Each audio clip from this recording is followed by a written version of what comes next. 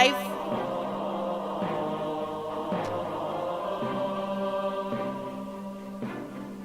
Eh? What?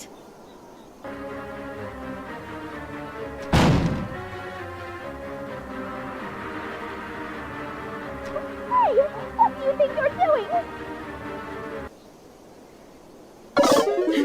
Darling, why?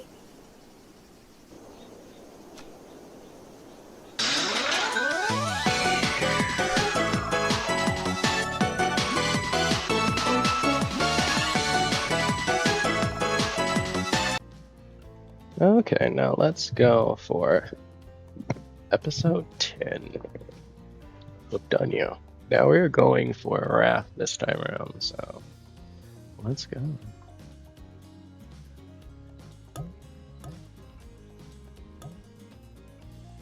Yeah, we're staying with the theme of Kim.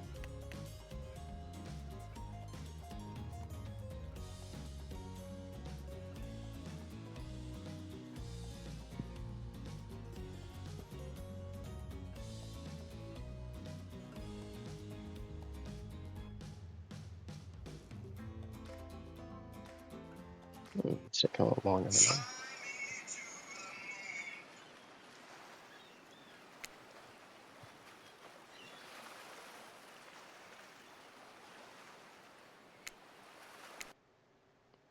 that. Okay, let's go. I had to reboot that. That was taking too long.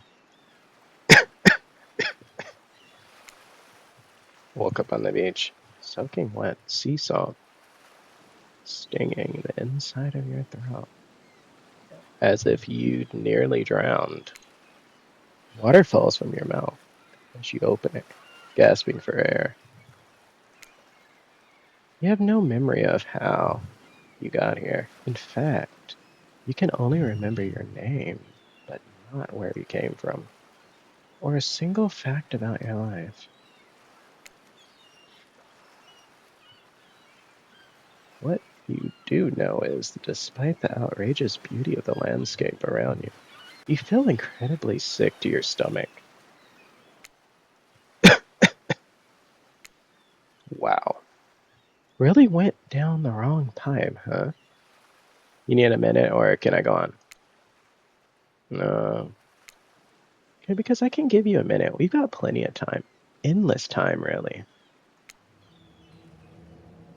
An eternity if you catch my drift. Whoa, not now, Ocean. Sorry, Kim. May I continue?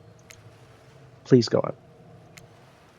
Okay then, as I was saying, you look down at your feet, angled deep in the crystal blue water of a newly arrived wave.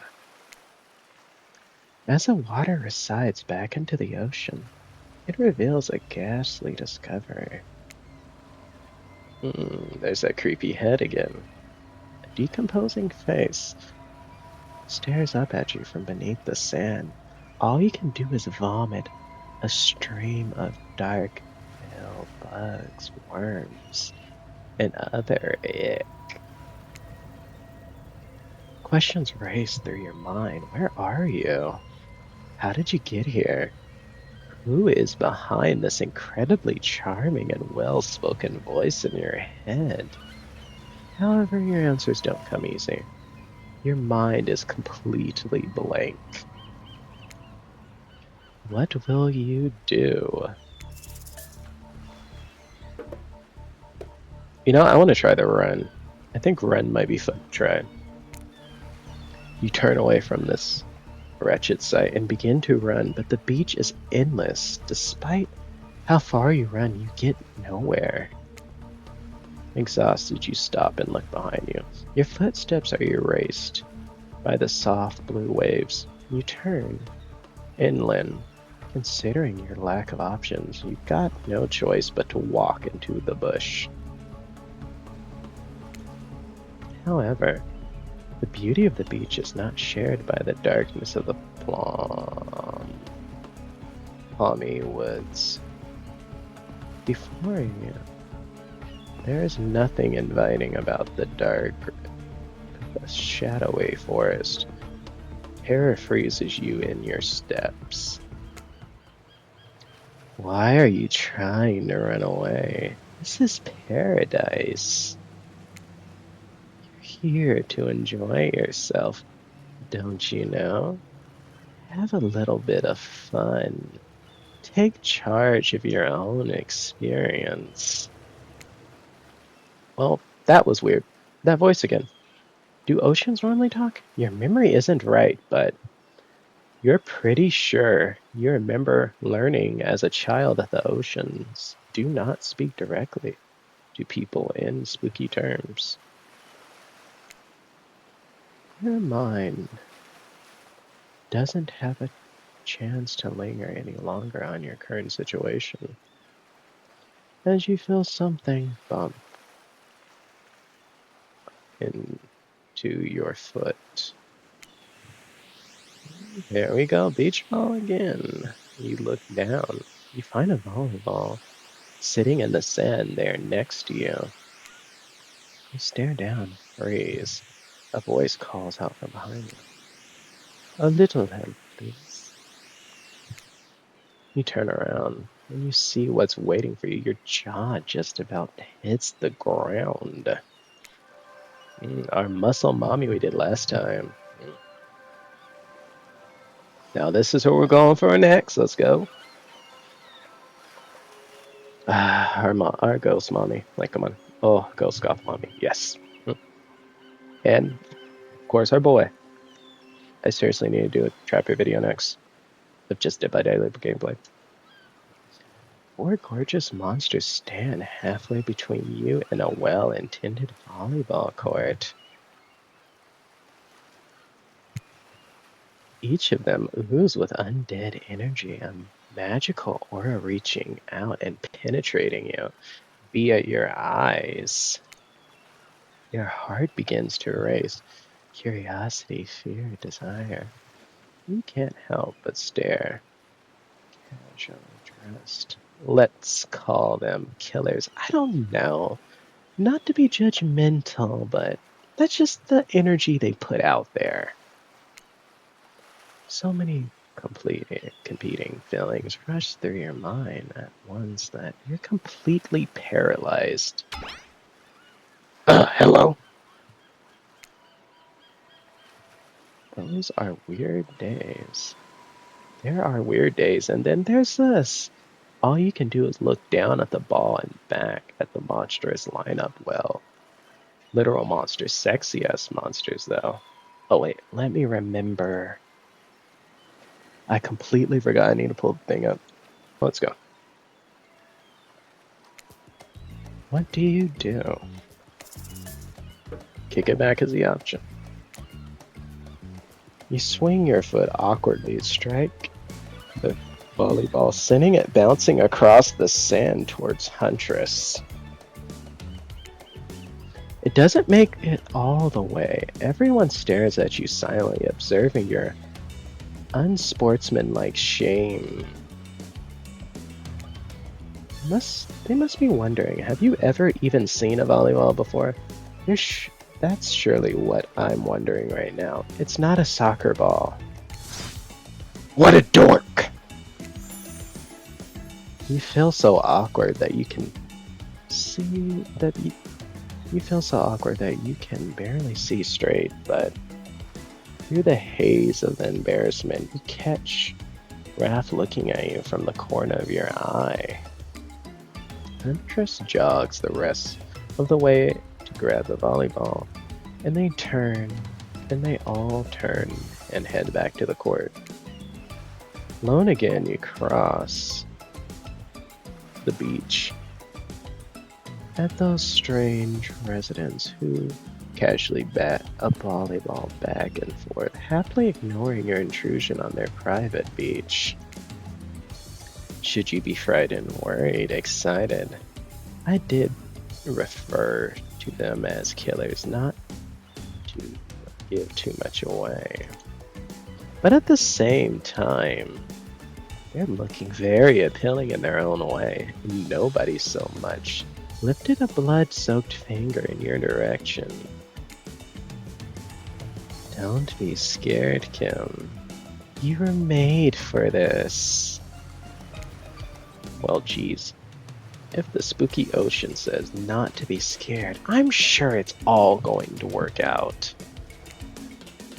With no good reasoning, I say reasoning, with no good reason not to, you decide to head over and see what happens next. It seems that you derailed the volleyball game just by showing up.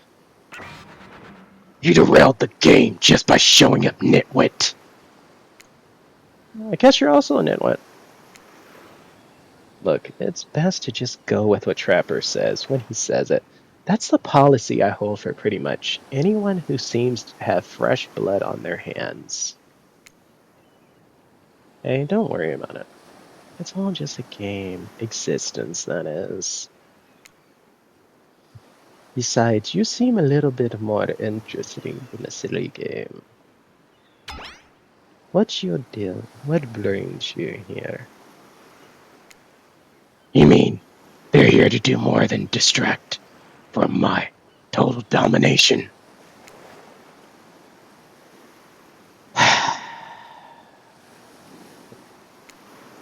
That was Wraith.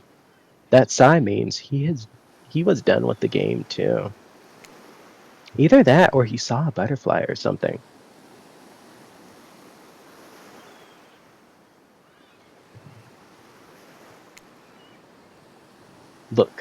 Look, I don't care. Why? Slackjaw moron is here.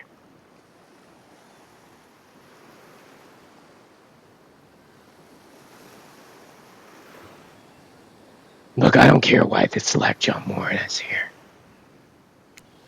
I just want to know, can I kill them or not? You know you can't. At least not yet. Oh yeah, not yet. Hey Kim, you might want to, say something. Actually, never mind. There's plenty of time for that. Soon enough.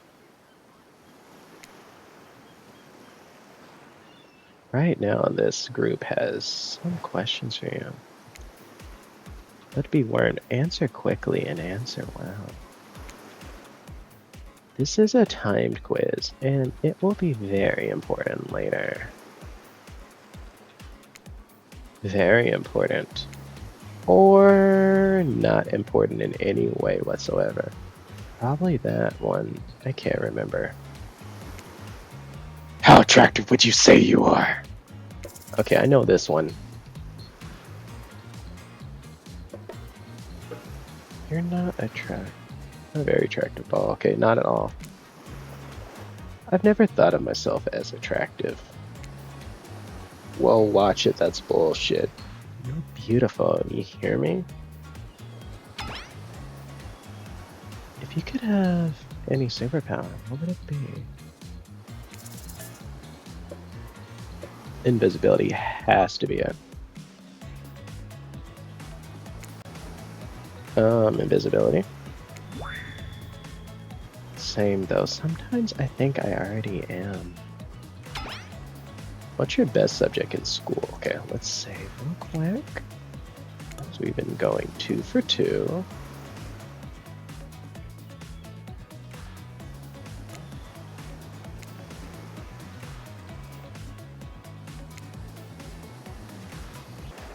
Okay, now let me make sure that I got this on.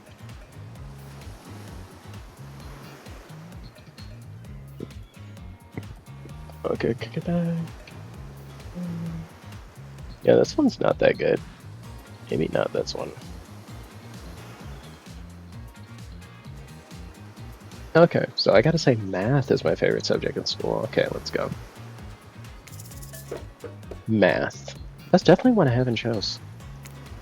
Probably math. It's the only thing that makes sense when I think about it. What's your favorite animal? So he also likes dogs. Okay, that makes sense why I had an issue with him with the other one, because he also likes dogs. Okay.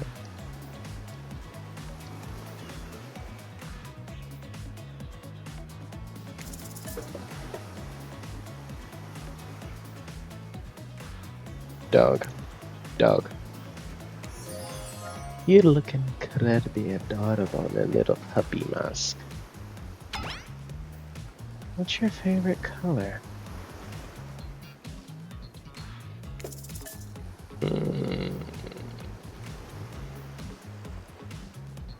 Okay, so no one ever has. No, so you know what? I'm just going to choose. Let me try blood red. I've never tried it. Red.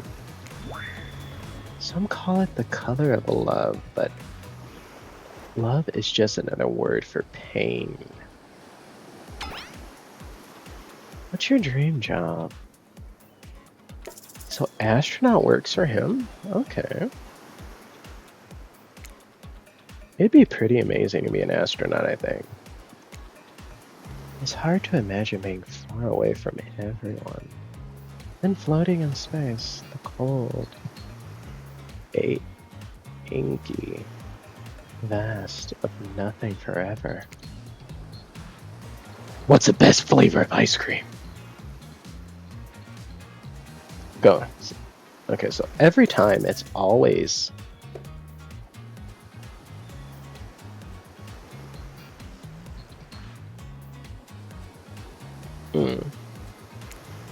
vanilla. My favorite flavor is pain. Same here. Same here. Mine is vanilla swirled with pain. I think mint chip is the greatest flavor ever conceived myself, but enough about ice cream. Am I right? I always agree with that. Straight up mint chip. That is my favorite. Hold on. That reminds me. I am right. Always. And it's a lesson you should learn before we go too much further. Do what I say if you want to survive. Pick mint chip. We're teaching lessons now, narrator. You rascal. Kill or be killed is the rule on this island. Even for faceless voices. Tell me, what's the best flavor of ice cream? Mint chip. The best flavor is mint chip. So obedient. I think you're gonna do just fine. Anyhow, now that they know so much about you, I'm pretty sure the group wants you to start getting to know them. I'm Trapper. I pretty much run things around here. I'm the smartest, richest, strongest person on the whole island. I don't like losers. If you want to know what a loser is, say hello to Wraith. Hi, I'm Wraith. I'm nothing like everyone else. I like nice people. Loathing big idiots. Hey, what's up? I'm Spirit. I don't like most things. I don't really hate most things either. It's not worth my time. But the things I do really hate, I really hate, you know? Based on your personal obedience, I say obedience, your personal observation, life is nothing but suffering. Society is a carefully calculated lie to keep everyone subservient to those in power. It's better to choose not to take part. Jeez. It's like she was downright murdered by society. He hates it so much. Oh, wait. I'm remembering. Spirit's story now. That's almost exactly what happened. I'm Huntress. Don't let the bummers get you down. There's lots of fun to be had on this island, along with lots of love.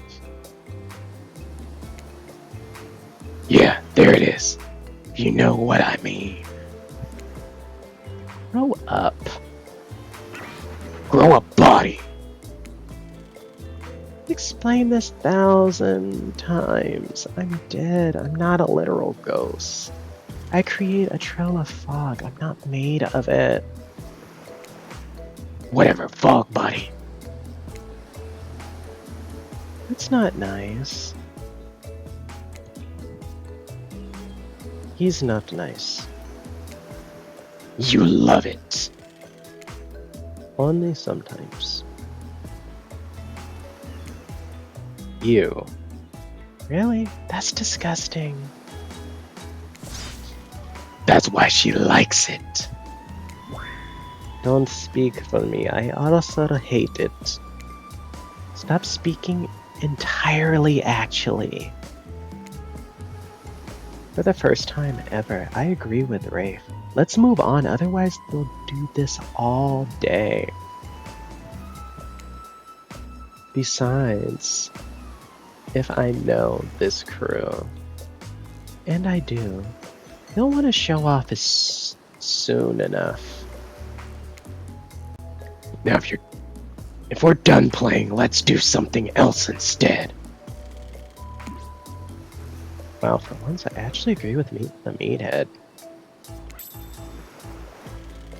I say we go to my yacht. It's a massive boat dock nearby. I'll give everyone a taste of true luxury and power. Wraith rolls his eyes. Don't mind him. He just hates fun and happiness.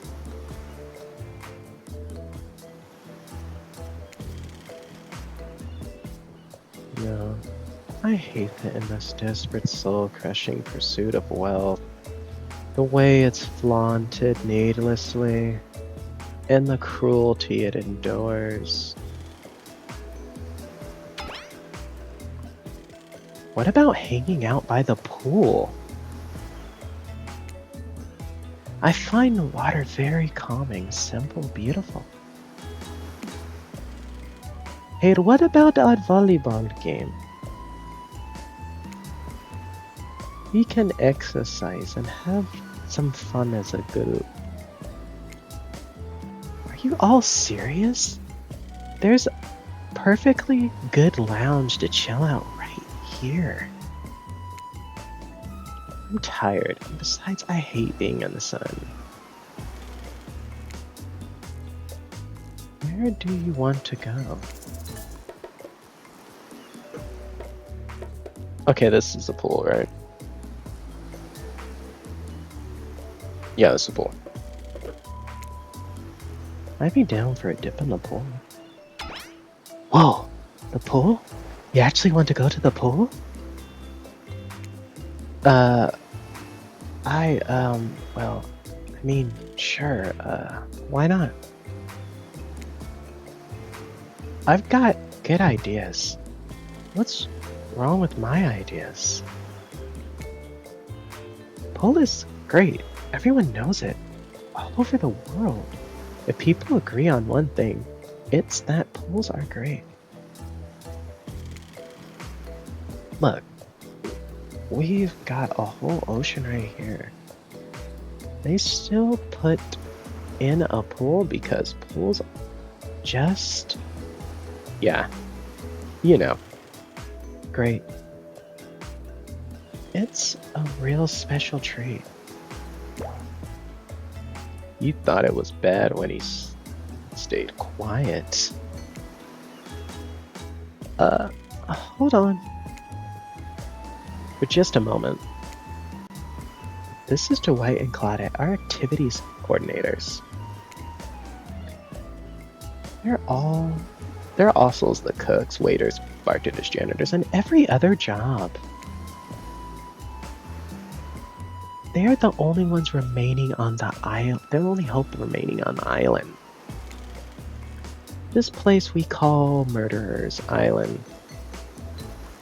Cue dramatic music flourish. None of the others survived.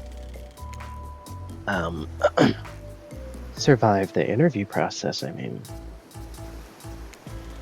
Hence why shall here therefore refer to them as the survivors with a capital S. Those two have worked here a long time, so very long. I don't actually know how long it's been. Sorry. Anyway, I should probably let Dwight and Claudette do their mundane jobs. They sure look happy. But they're vibing with the nervous energy. That is starting to give me the creeps. Well now, escort the group to the venue of your choosing. However, in the future, we recommend waiting for us to present you with your options whenever possible. And don't just run off to various activities unsupervised. We don't have very much autonomy around here. At least you can do is allow us to do our jobs. The most you could do is help us get off this island. Dwight. Yes, pardon me, please follow us. Hey, narrator. Yes? Something I can help you with? Those two, Claudette, Dwight.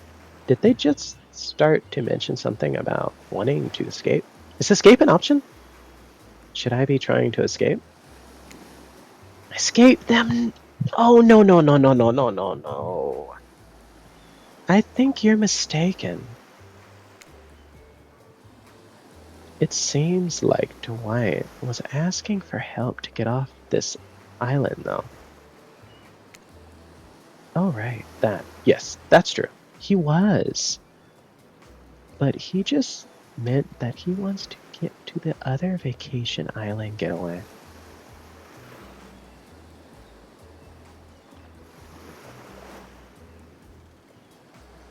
A couple of miles south of here. It has much fancier accommodations than this island. It's one of those big corporate outfits, quite exclusive, where all the famous celebs hang out. Very luxurious. Don't quite have the charm that this island has, though. Trust me, you wouldn't want to go there. With all the money that comes, a lot of restrictions. This is where you belong now. Go. It's time for an activity on this island. Your decisions matter mostly when I agree with them, not like that other island. So, what will be? Okay, let's go to the island. Well, I say island pool. We're going on the Wraith one, so let's go.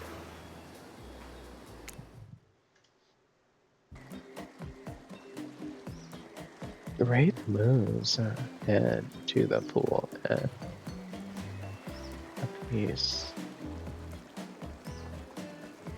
that could almost be considered Gen 2. Okay. Go.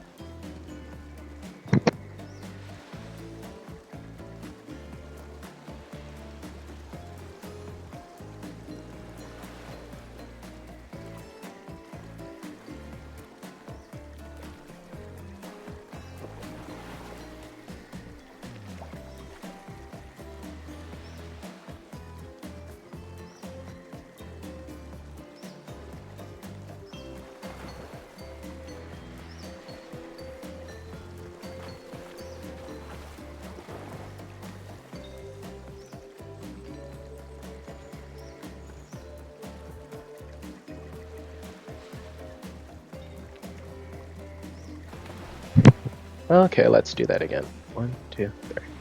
Wraith moves ahead to the pool at a pace that could almost be considered jaunty. If a creature so lanky, something so lanky, may appear to be made entirely of elbows and ankles, could jump.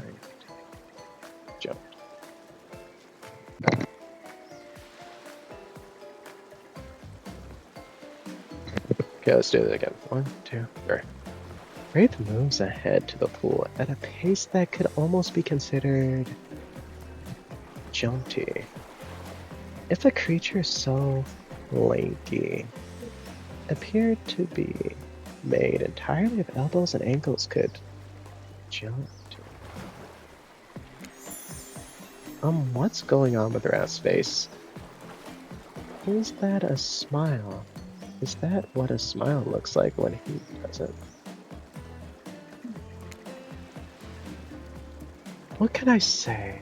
Being enveloped by the water is comforting. It's quiet, anxious, and no, why'd I say anxious? Enormous. And Wraith looks back around each shoulder to make sure no one besides you is within earshot. The fire can't get me here. Super normal stuff here, as usual. Oh, great. It's Claudette and Dwight. What do those two want? Since everybody is at the pool, we figured we'd bring some of our most popular pool accessories.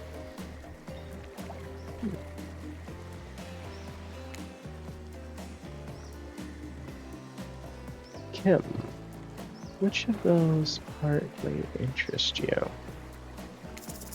Okay, now what do I pick? Goggles and snorkel. Honestly, that does sound like that would be fun. Cool. Goggles and snorkel, yeah. Snorkel. I said snorkel. Snorkel. Can I get some goggles? Let me get those goggles. Using goggles and snorkel, let's escape from it all, completely immerse ourselves in the water, in the wet embrace of the water. Glazing to the bottom. Wishing I could be there forever. Yikes. Wishing you'd pick that lounge. Well, too late. You dive in and take a plunge. The world melts away as you join Wraith underwater in the wet embrace of whatever it was he said. He brushes up against you and you realize that he hasn't taken off his shirt. Should you do it for him? Should I? Let's see. Hands off option. Yeah. Now's not the time to get handsy. You decide against him. Yeah, he probably has his reasons. For a waking nightmare, you can almost believe that you're starting to relax a bit and forget about how much you can't remember. It is as if the sun's very rays have a calming effect on you. Your body is tranced by the soft light from overhead, coupled with the cool breeze rolling in from the sea. And you're not alone. I feel refreshed by the gentle warmth of the ocean. Careless. I always say careless. Caress. What if it was a little too warm? It might have been my fault. It feels a little too warm. That might have been my fault. Also, this is a pool, not the ocean. Okay, everyone, just let him finish. Thanks, Kim. I know this probably doesn't seem like me, but would anyone want to play a game of Marco Polo? Yes, I love the games. I'll go first. Someone blindfold me. Okay, let's save. This is definitely going to be a minigame. Of course Trapper has a blindfold ready to go. It is as if he had it in his hand before you ever even spoke. Did he just wink? And did you just bite your lip? Good thing you're getting your brain in. Because it sure seemed like you were about to act up. Mini games comes in two parts. The top pointer, which rotates clockwise direction. And the bottom, a target you're going to be pointed at. Sometimes the target is immediately visible. Sometimes it's hidden until the pointer arrives. Press the spacebar to stop the pointer. While over the target to win. Fail to land on the target, you lose. And you will lose. To achieve perfection, land on the start of the target, not the end. Ready to play? Would you like to replay?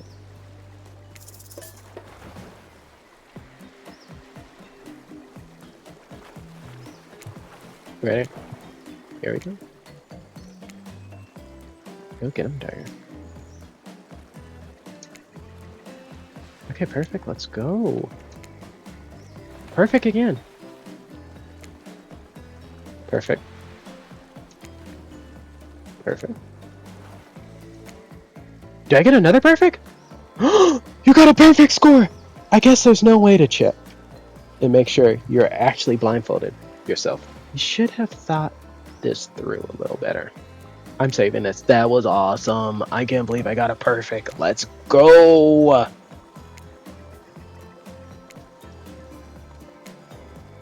Kim, that was incredible to watch. I love Marco Polo. I love that it's based on the idea, you know, other players can't see me. But that performance, I feel seen in a very real way, in a way I haven't felt in a long time. Welcome to our island, Kim. It's going to be fun having you around.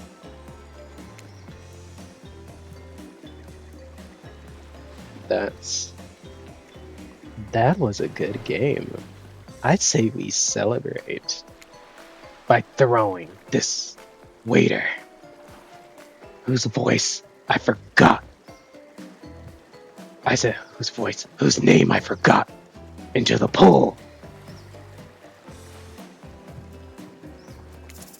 Okay, defend away.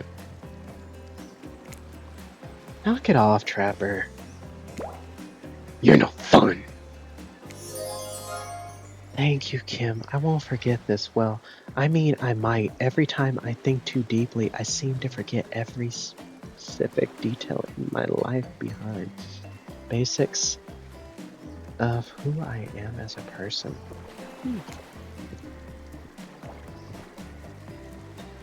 That was still cool of you to stick up for me.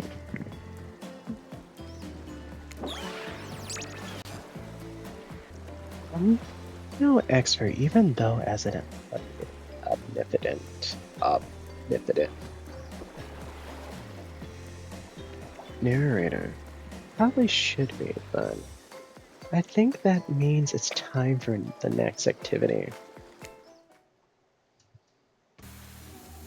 It seems like the next activity is mealtime? Oh, quite. Okay, save again.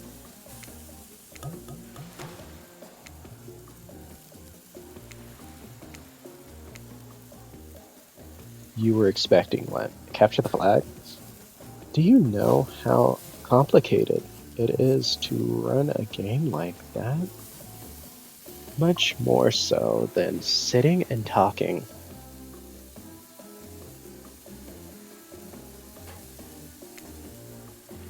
You arrived at the cookout area to find an assortment of picnic tables scattered around. What were you expecting? Some kind of grand hall with a huge banquet table? This isn't some prestigious fantasy epic like you'd find on cable. Dwight and Claudette usher you to your seat, but there's very limited seating directly around you. And oh great, terrific. It seems that everyone wants to sit next to you. Even better is that they don't want to sit next to a certain person either. To start, no one wants to sit next to Trapper. Meanwhile, he refuses to sit next to Wraith or Trickster.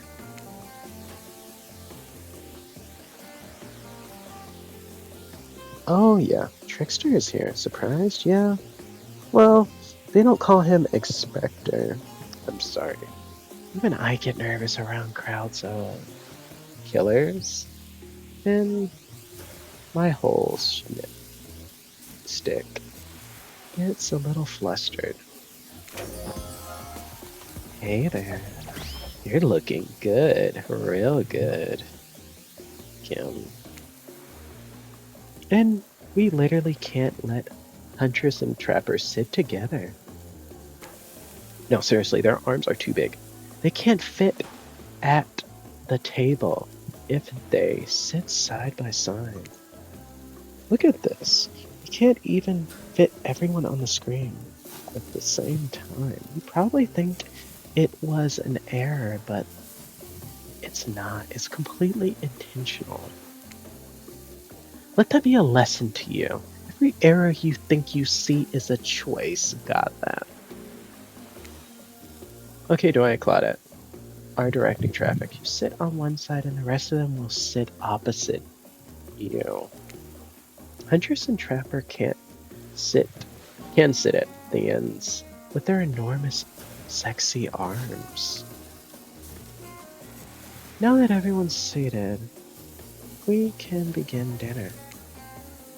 Tonight's meal was prepared slowly, carefully, with both love and hate for 12 hours over a spit. We hope you all enjoy. We really, really hope you do. Hey, you didn't actually tell us what you're serving. What are we eating? It's meat. Seasoned with a specific number of special herbs and spices that we can't simply divulge. My favorite. Meat is good. Meat is murder. Which, you'd know, considering what you've been up to, who are you to get judgy now? I'm just sharing facts and need to murder something to eat its meat, so that's what. That's like technically true? Technically true is the best kind of true. Okay, enough yapping, let's eat. Hey Kim, you're thinking what I'm thinking. Are you thinking what I'm thinking? It's gonna be a person on the spit, right? there's several parts overlapping people, perhaps. I haven't seen many pigs wear palm tree button-downs, you know.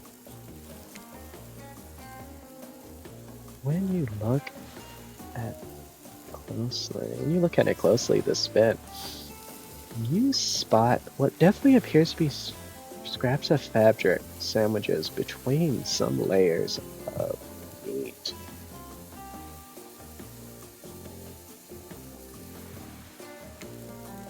I think I might be sick. Is there anything else to eat? This took 12 hours. We literally do everything on this island. Actually, there's one thing you're not doing today. You're not covering up this delectable meal. You're not carving up this delectable meal. Wow. He's right for a change. And I am with my broad axe. Perfect tool for chopping up anything in twine. First, who says twang? Sometimes I swear it's like all from completely different historical eras.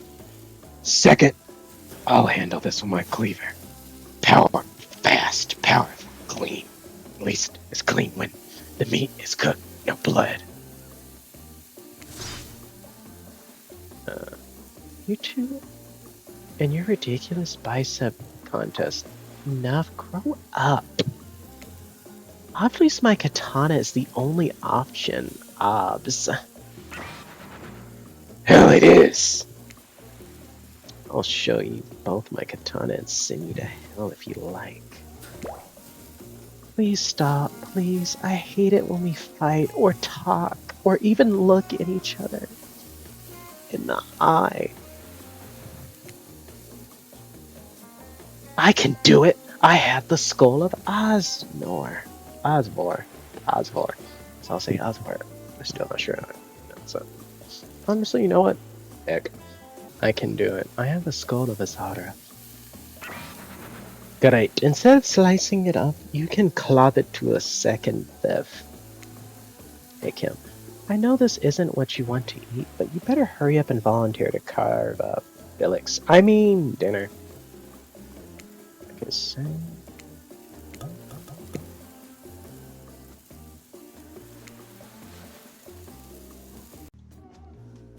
Hey Kim, I know this isn't what you want to eat, but hurry up and volunteer to carve up billets. I mean dinner. Otherwise, this will go on for hours. No. Hyperbole. They once argue over who had the most effective weapon for 72 hours straight.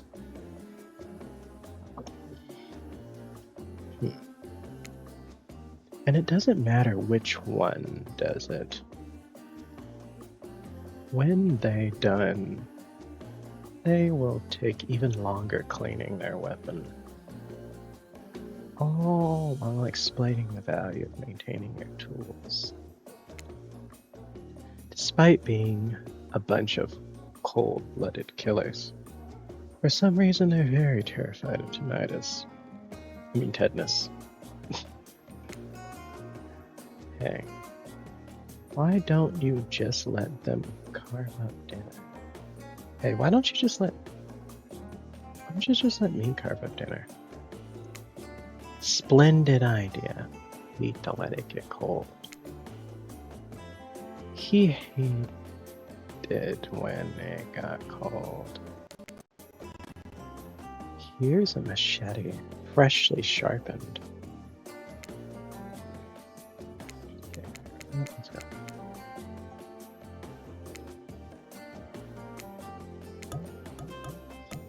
Save. What's that song? That was cool. Adding some paper on. Let's go. Ready. There we go. Slice.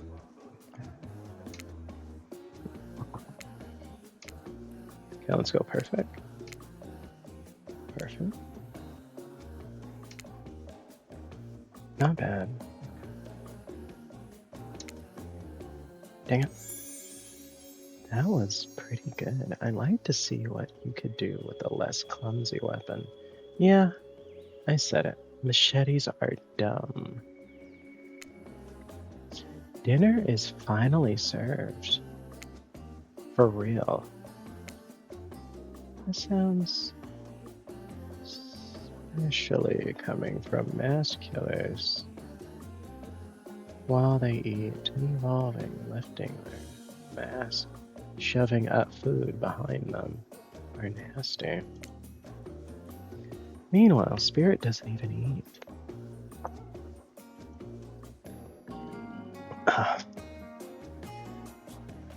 She's the only one who seems to be embracing the being dead. They're all dead, right? It's obvious. Like hell, I mean. Come on. We're still trying to be mysterious here. You think the mysteries come easy? Claudette, why aren't the ones who have been working their asses off to make this effect?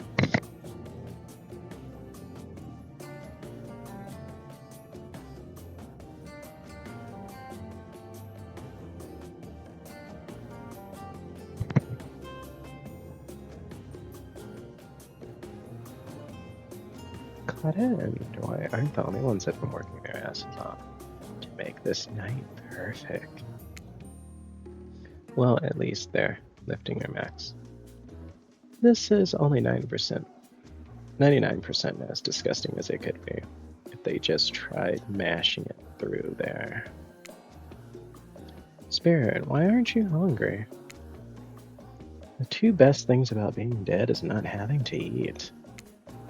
That's only one thing. Think about it, Kim. Number 2 is no number 2. One less thing to think about in the afterlife. Even if I wanted to eat, I have no idea what would actually follow. You might have noticed, but I'm mostly just a bunch of dismembered body parts floating in spectral form. Do you see how deep this cut on my abdomen is? I don't think my digestive tract even connects anymore. Between the food and behavior of the group, this might be the worst meal in history.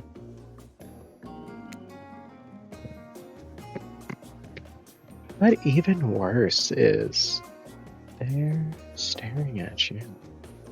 You're not eating and they don't like it. I think they want an explanation why. What do you want to tell them? Okay, let's see.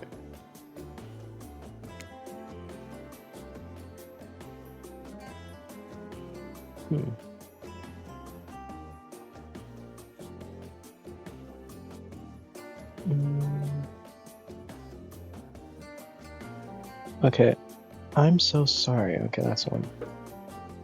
I'm so sorry. Actually, it's not the food or the company. I'm just self-conscious. How I look when I eat.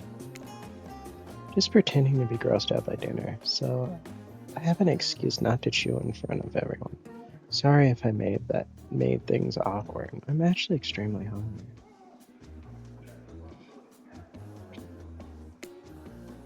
Yeah, watching people eat is gross, but try to relax. I'm not worried what everyone thinks. It's so important to always remember people are watching you, judging you, definitely not ignoring you. Right? Guys, is everyone listening to me? Is anyone listening? Roll that back. It's so important to always remember people are watching you, judging you, definitely not ignoring you. Right? Guys, is anyone listening to me? Typically a group that includes one, if not more cannibals staring at you, with meat juice dripping from their chins would be quite scary. However, right now, you're barely able to keep your head up, let alone get scared and run away. I'm a narrator, not a physician, so don't take this as a medical advice, but I'm pretty sure you need to eat to stay alive. Oh, hey, it's me again. Your friend, your mentor, guide, narrator to the narrator, the ocean. I'm not sure how I feel about that characterization, but I'll allow it. I brought you here, and I might be the only one who can help you now. There's one thing you must do to survive. You have to figure out why you are here. Why you're really here. No one can tell you unless you follow the right path. Or at least a right path. There's too many of those to count. Hopefully pick at least one of them. Because there are even more wrong paths, many of them that lead to your demise. Others lead to something even worse. Starting scenes over and having to fast forward back to where you were. Am I right? For this place holds many secrets, even from itself. But the one that totally matters can only be learned if you answer the important question. Why are you here? Why are you here? Answer that and you'll learn the truth. The ultimate truth. Vague, mysterious. I gotta give it to the ocean character. That's quite some early game storytelling. Let me fix this.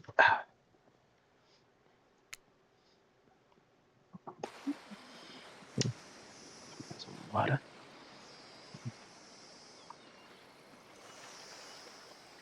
You wake up to fire, Wraith, holding your limp body gingerly, pouring cool water into your mouth.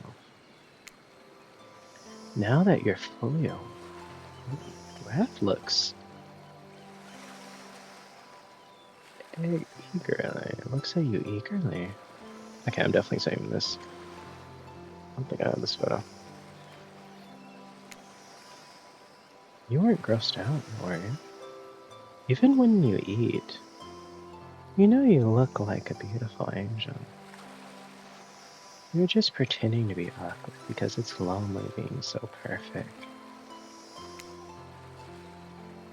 All we have in life are those fleeting connections with the other living things, something to remind us we're not alone.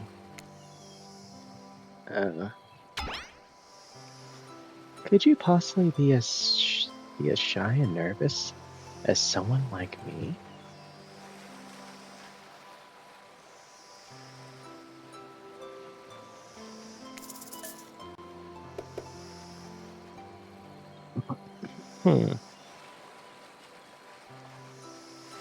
Okay, say no. I made it up. Oh well. Thanks for being honest with me. And how do I say it's just honesty is important to me. I've been burned too many times. Something about the word burn makes Wraith look away, far away, eyes brimming with tears, and yet at the same time, dead. I understand. Wraith looks back at you with those sad eyes, wanting so bad to believe you. He looks down at the ground. I have something important to tell you. It's about something very special to me. It's not something I tell everyone, but you know how important honesty is to me. I can't expect that from you if I'm not honest in return.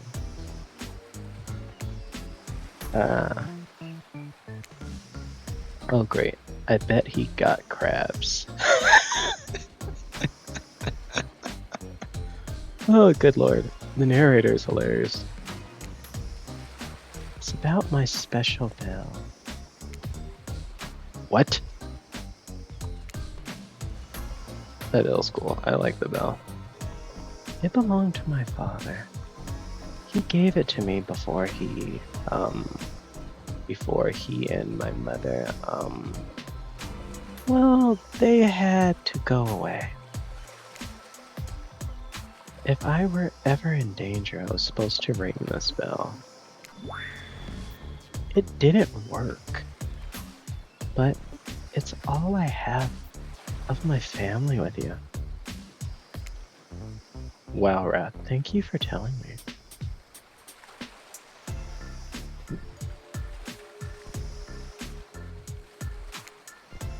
Here, hold it. Well, Wraith just gave you his bell. Sound the alarms. What are you gonna do with this thing? Hold it delicately. Yeah, I think so. You caress the bell, running your fingers over its rusty. Is that dried blood? Why are you touching this thing? Thank you for sharing this important part of yourself. You hand the bell back. Wraith is looking at you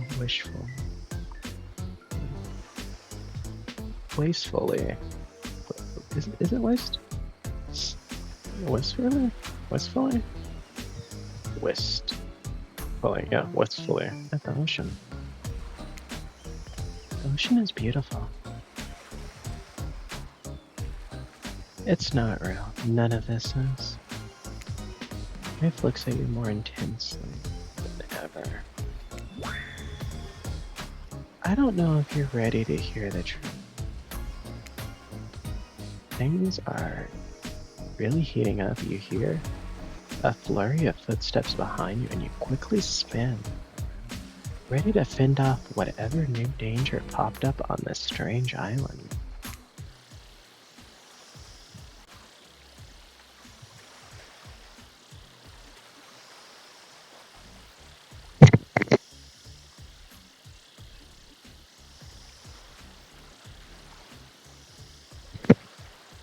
Only to find that it's Dwight and Claudette sprinting across the beach, clipboards in hand, which they're waving in the air above their heads.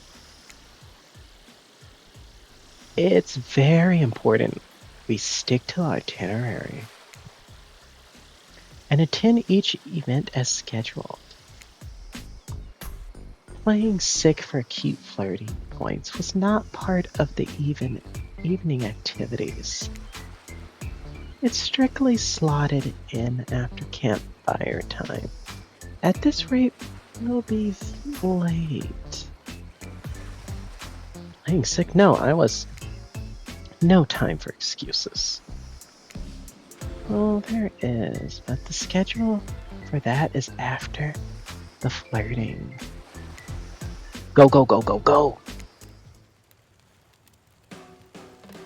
Once everyone has gathered at the fire pit, Dwight and Claudette quickly make an announcement.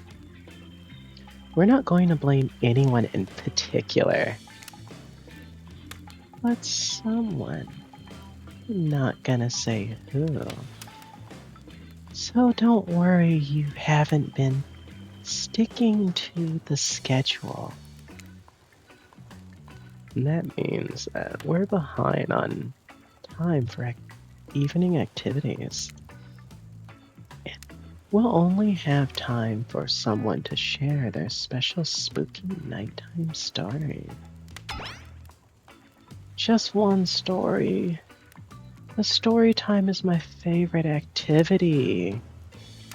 This is a narrative-heavy experience. You're telling us that only one person gets to share? How do we decide?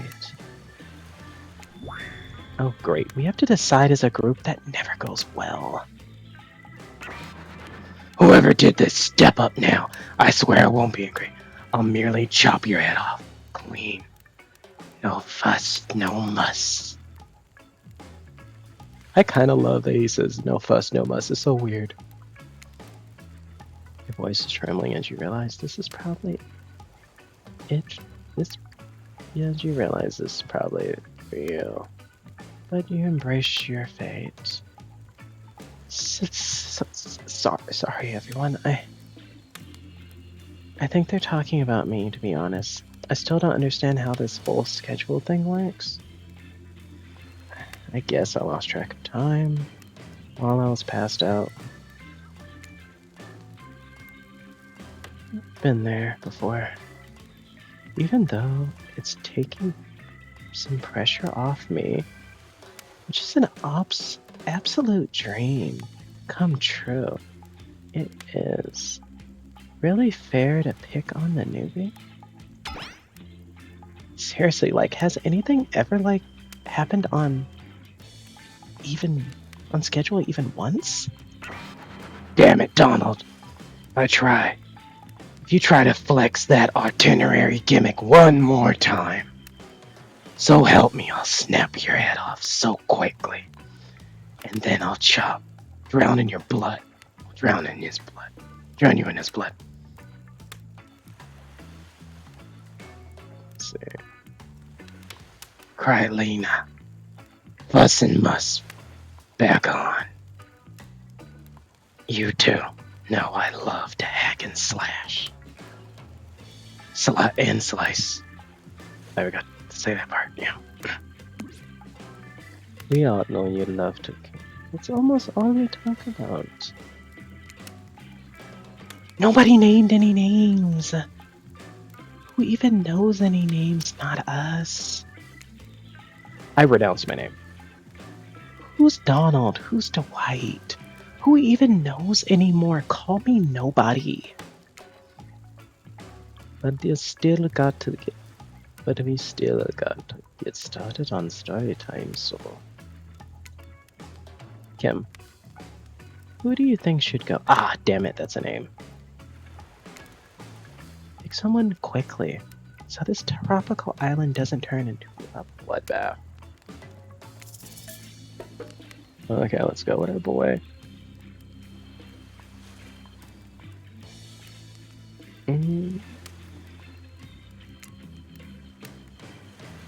I choose you, Wraith.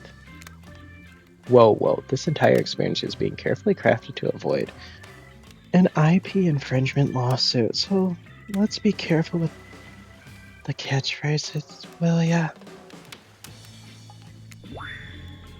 I'm not really one for scary stories.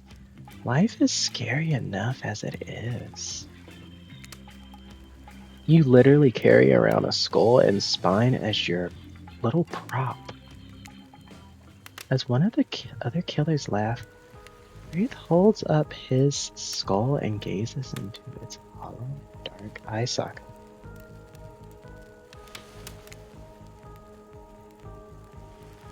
Okay.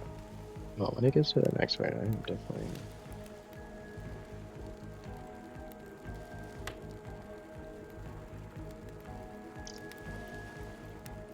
If you're looking for something Shakespearean in this story, look elsewhere.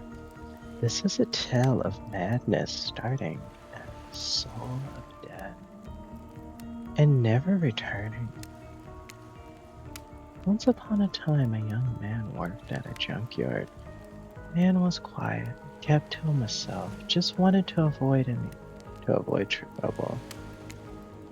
While the boss dealt with clients, the young boy operated the crush, turning old cars into cubes of twisted metal. One day, right before crushing a car, he noticed something. Blood. Dripping. Dripping. From the trunk. He opened it and found a frightened stranger, bound and gagged.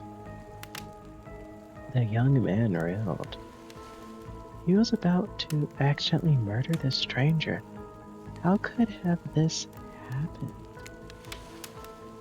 He freed the stranger who ran into the waiting arms of the boss, the owner of the junkyard. Before his shaken employee could tell about the mistake they had nearly made, the boss took out a knife and swiftly slit the stranger's throat. The young man fell to his ease, unable to comprehend what happened. As he stared at the ground, too shocked to cry, the boss approached him. What did you do? He asked the boss. I did your job for you. What do you mean? That's not my job. My job is to crush the cars.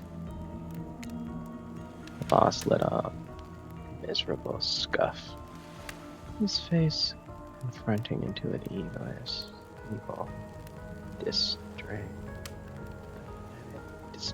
for the pathetic wretch in front of him. What do you think we're crushing those cars? Why do you think we're crushing those cars? To save space? Who do you think my clients are? I don't know, mumbled the young man. Yes, you do. Yes, you do, screamed the boss.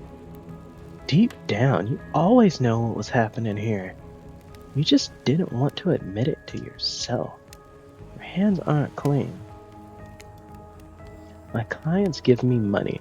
I take care of their problems, eliminate their weaknesses, witnesses, tied up their loose ends, or actually you do. No, young man whimpered as the boss towered above him.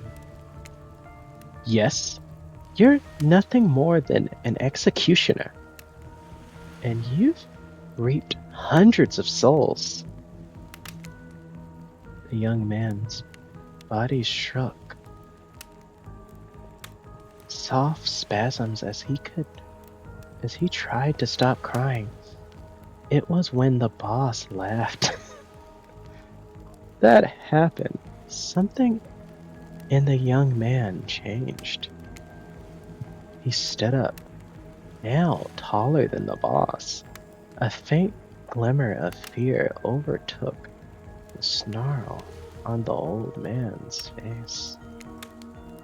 The young man's face was empty. Empty as he grabbed the boss's throat, dragged him to the car in the crusher.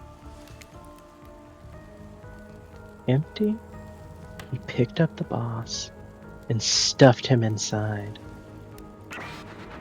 Empty, as he slammed the trunk down. Its stupid fat head sticking out, begging for mercy. As empty, he started the machine, staring at the boss, sniveling, crying, wet face. Empty, he grabbed the boss's head, drug his fingers in it, further piercing the skin. Empty, he squeezed and pulled. Empty as he heard the boss's bones popping and snapping. But when the boss's head, still attached to his spine, pulled cleanly out of this disgusting sack of body, he smiled. Wraith stares back into the eye sockets of his skull. It doesn't matter how good you are, how innocent you are, how kind you are, how full of love you once were. When you look into the eyes of evil, you simply go mad. An awkward silence falls upon the room until... Let me see.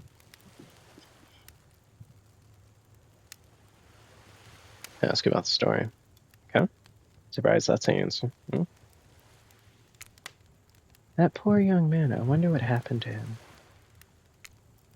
Oh yeah, we may never know. Well, wherever he is, I hope he's okay. I can't tell, but I think Wraith just smiled. Sorry. It's just weird to see him do that. And I know everyone decides it's time to take a break and split up for a bit, so they can all have a moment before bed. Everyone leaves. You're alone by the fire. The only thing you hear is the ocean slowly lapping against the shore. This is nice. A true moment of peace and tranquility. That lasts for all of 7 seconds before Trickster shows up, and he's blaring his latest song.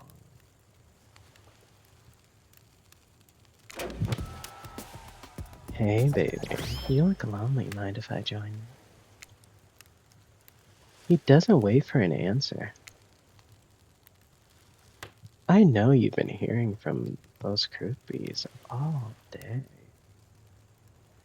But I want to hear something from a big... You want to hear something from a big fish like me? Something special those in charge of this island don't want you to hear. I'm the ultimate catch on this island. The only lobster in the ocean full of... That's right, it's sardines. Okay, let's go. I'm the ultimate catch on this island.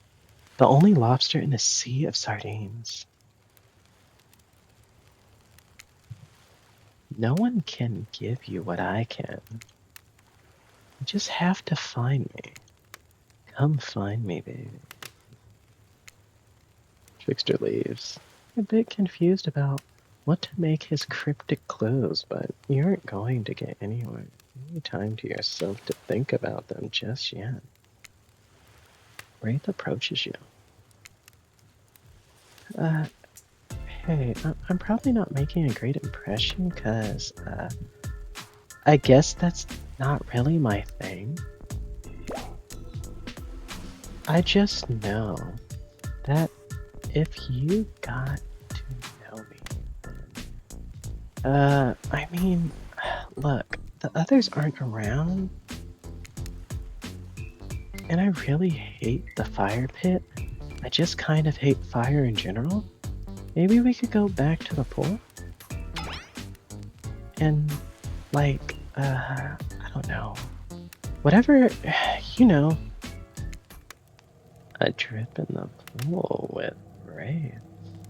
You've come a long way in a single day. I'm not saying you shouldn't follow him. Follow him. An offer like that. Just don't forget our little chat.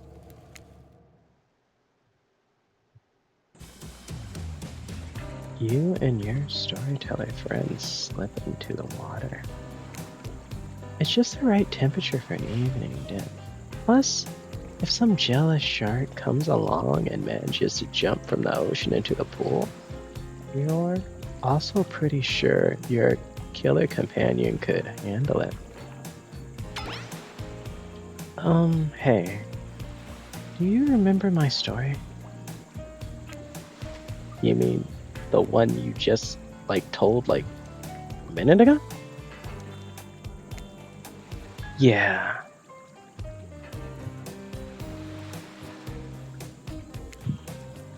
Yes? Did you, what did you think of, the young man in this story? You think he's weird?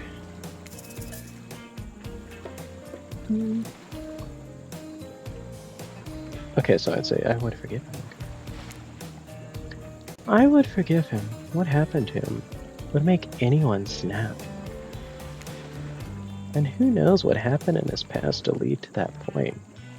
He was just trying to be good. Yes, that's all he wanted. Wants to be good. Well, that makes sense. Did the young man remind you of anyone?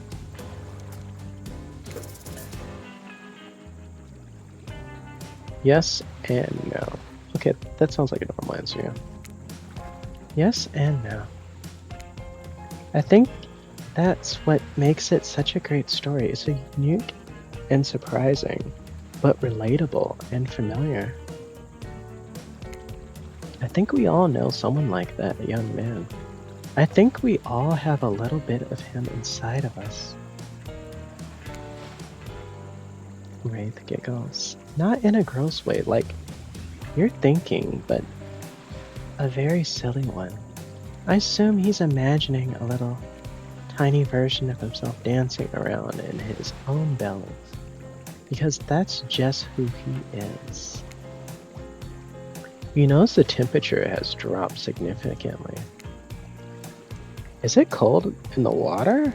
Or is it cold in the water now? Or is it just me? I feel my toes turning into ice cubes. Wraith seizes up, squinting his eyes shut. Please, I don't want to be around any cube top. Not since, I heard that story from somebody else a long time ago. The story you just told us 2 minutes ago? Exactly.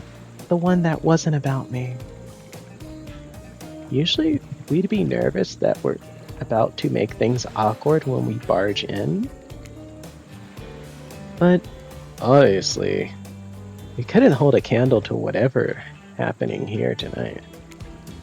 Either way, it's time for bed. For you. No, but not us. After you go to sleep, then we party. Spending a day all cooped up in those tiny little safari-themed resort outfits. You just know those two rage into the night. But you're not here to party with them. You got your own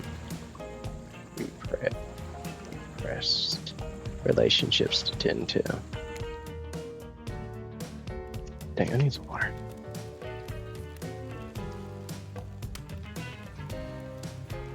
We head over to the campfire. The heat is comforting on this chilly night.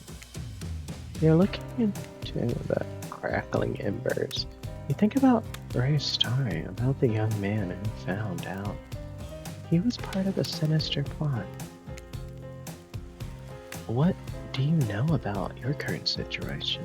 Is it something that will terrify you? Something that will make you snap if you look into the eyes of evil? And what if you like it?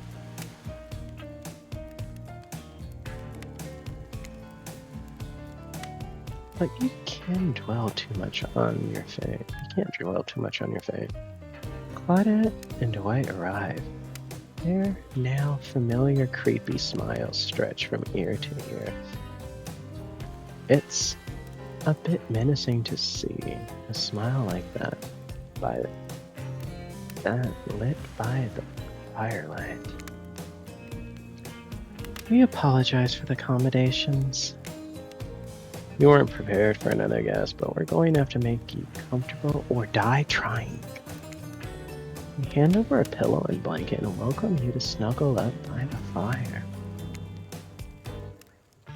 Perhaps some music will put you at ease.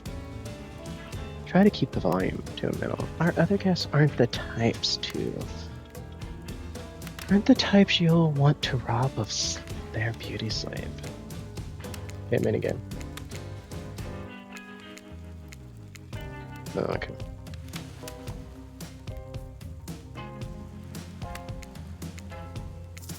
I want to hear that again. Would you beat this stretch? My pleasure. Okay, let's get that right. Let's get that fine. This is a special mini game. Perfect for the less coordinated, because there's no winning or losing. Well, not technically. Whatever the pointer stops on, that's your result. I suppose if it doesn't stop where you want it to, that's a bit like losing, but no one has to know if you don't tell them. Okay, ready? Would you like me to repeat that again? I'll just say ready. Ready. Here we go. As you relax and look into the fire, the radio buzzes and flickers. You examine it and decide that you might just dial and fix it. Let's talk about our community. See what's on this For station. us, it means two major things. First of all, the community is you out there. It's you and everybody else either playing the game or... Let's talk about our community. For us, it means two major things. First of all, the community is you out there.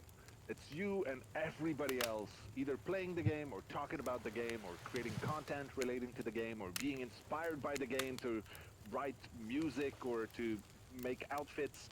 It's everybody that's part of what makes Dead by Daylight this amazingly rich and passionate environment. It means groups of people who interact on every single possible social platform, in person. It means people who play together. It's even the people who play by themselves and never talk to anybody.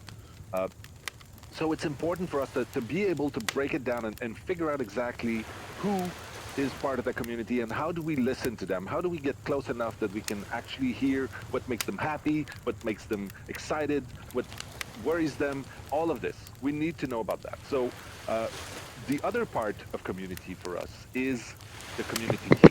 It's our team that we built. Obviously, this was a very small thing. 4 years ago, it was pretty much just Dave and Ash and I talking to you live and trying to sift through every single forums, which we couldn't do, to today where we have a team of, I think, over than 50 people internally, some people sitting at their desks in the office, some people sitting at their desks all around the world in different countries to represent the different, pools of people around the world. And then we have, people who are half-time and people who are doing this out of the goodness of their heart. We have people that are part of the mods team, the community management team. It's a big machine, because for you, community might mean you and your friends and the people you play with and, the forums you visit, whether it's Reddit or Nico or whatever, but it's maybe 100, maybe 1,000 people that you feel are part of that Dead by Daylight community. You should probably know that there's probably hundreds and thousands of these pools of people around the world, and each and every one of these has their culture and their desires and their worries, and all of this is something that we need to have an understanding of. And that's what our community team internally is tasked with doing. It is a daunting and quite intimidating task, but they've been doing an amazing job at it. And we're going to talk about exactly who these people are and how they do their job. Gabrielle Murphy is going to take us through that. We're also going to have Gab Malvar talk to us about the Fog Whisperers program, which is a super interesting bunch of people that are helping, bring the good word of Dead by Daylight to the masses as possible. And then we're going to take a little moment to talk about all the community events and activities that we have in store for the celebrations and for this year. So, here we go. All right, let's talk about our community. Aim to write music or... Okay, that was just pretty much all. Okay. It's I everybody took a second to see if you got everything. No matter how many times you listen to it, you can't sleep. We decide to ask one of the killers to spend a little bit more time with you until you fall. Until you're sleepier. Would you like to summon by your side by the fire? Let's go to boy. You gotta go there. Wraith. Okay, let me...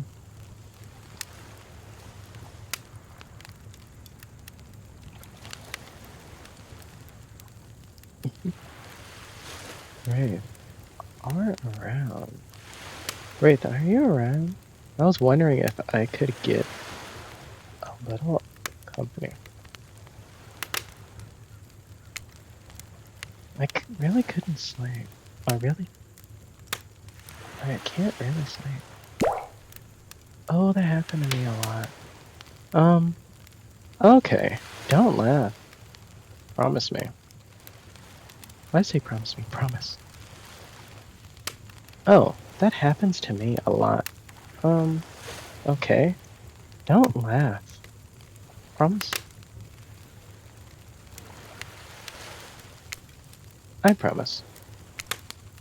I guess my secret to falling asleep is, listening to the sounds of my bell or chain or chimes.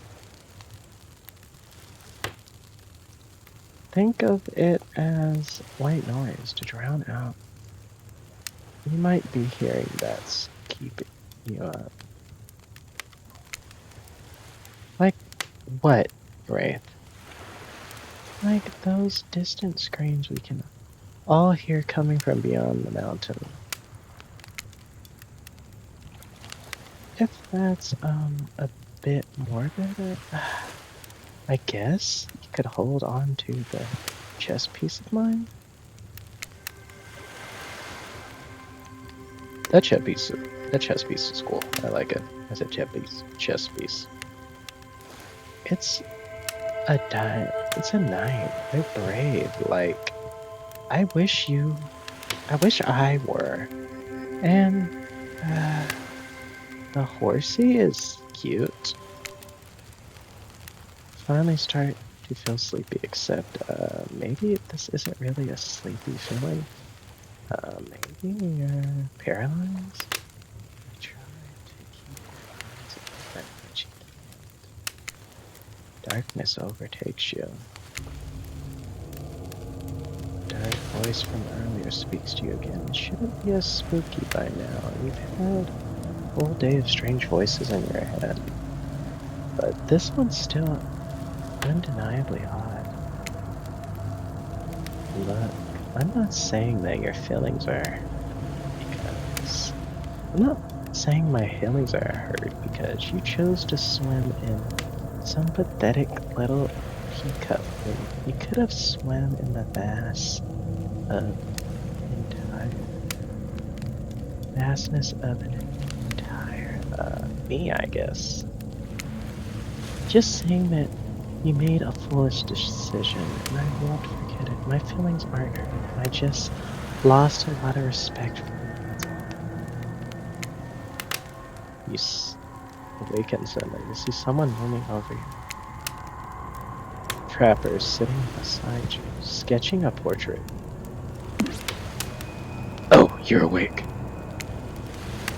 I saw you with Wraith earlier. I say it earlier. Saw you with the Wraith right before bedtime. You should know they're not what they seem, not like me. Was obviously completely honest and trustworthy. I was checking out to make sure you weren't sleeping near one of my actually, never mind, just be careful where you sit. But since I'm here, I'd like to share two things with you. One, I don't take rejection. Two, the first thing is very important to remember. Were you drawing me? Trapper doesn't answer. Aren't you drawing stank lines radiating from me, are you? You aren't drawing stank lines radiating from me, are you? Still nothing on Trapper. Look, I'm not an easy guy to get along with, but I'm an easy guy to spend time with. That will make sense if you choose to spend more time with me. Tomorrow. The rest of this scum, like rats, they wouldn't know a good time if it bit them on the ass. I mean that literally. Point is, if you select me, you're in for a day of lecturing. Extra vengeance. Extravagance. What is extra vengeance? Extravagance and fun. Yes, I said fun. And if I don't pick him? Remember what I said earlier. Or it might be the last thing you ever forget. But hey, you look tired. Get some sleep. Sleep. Maybe even sleep well if you can. Try not to roll over to about 15 feet to your left. Finally alone for real this time, maybe. Drift off to sleep again. Hopefully you're not poisoned.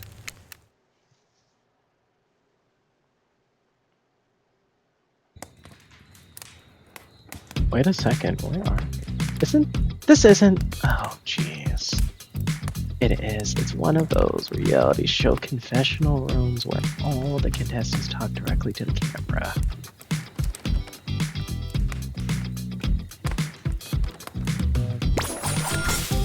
I think today went well. Was some of my first interactions with someone that isn't parent, that didn't end in bloodshed or ultimately perishing in a machine gun. So I'm counting today as a win, no matter what. What do I think of the newcomer? Do I say, I do, attractive? Students? I really don't know that other word sense. I was raised by my mother until she was steered by an elder. And I had to wash off her entrails when I was 7. That being said, the other 3 should make sure to be on their guard.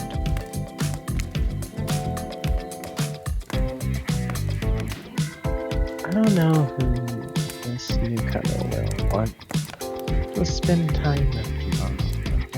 I, for one, will not let my guard down easily. Who knows about the others? I think he knows more than boys, but he's a hard nut. You know, Spirit is just screaming up to him. She does kill him. Where do I even begin with what happened? He's buff, sure. Daddy has shoes much? Sheesh. Look, I don't need anyone. I've been perfectly fine on my own since my mother died. I eat a fine diet of raw beer, fair, and human, and I'm fit as a fish. That being said, something about this newcomer makes me think that I might be missing out on some huge part of this thing called life. Look, I'm always full of rage. The key is knowing how to control your rage, so you can use it. I'm a master of self-control, and right now I'm using all my self-control I can muster, because today was disaster.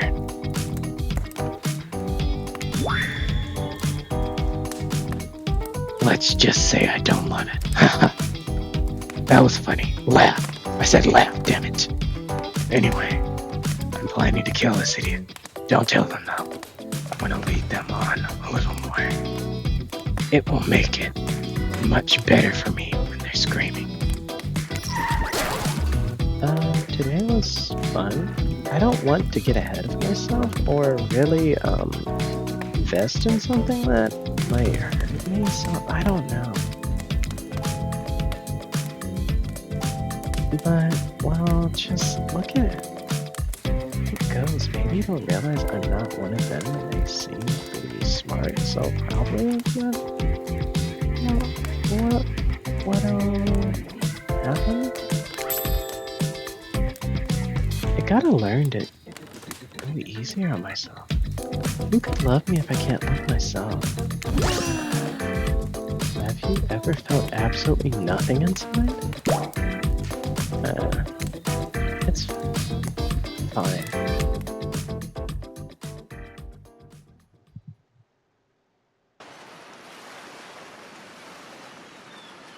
Okay, let's see.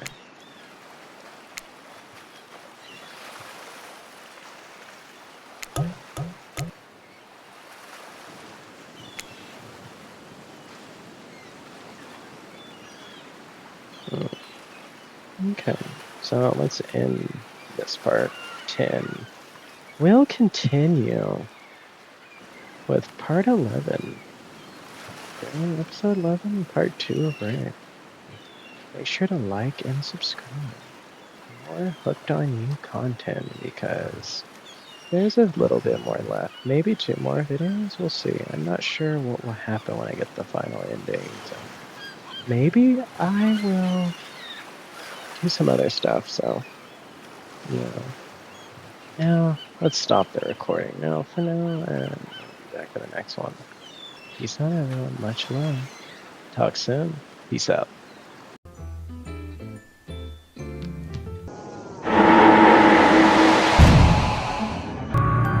Huh? Your Worcestershire sauce? What about it?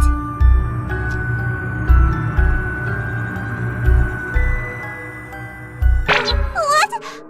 How did you figure that out so suddenly? Then I shall... What? You handed over your reality to her? For a singular smooch? Are you mad?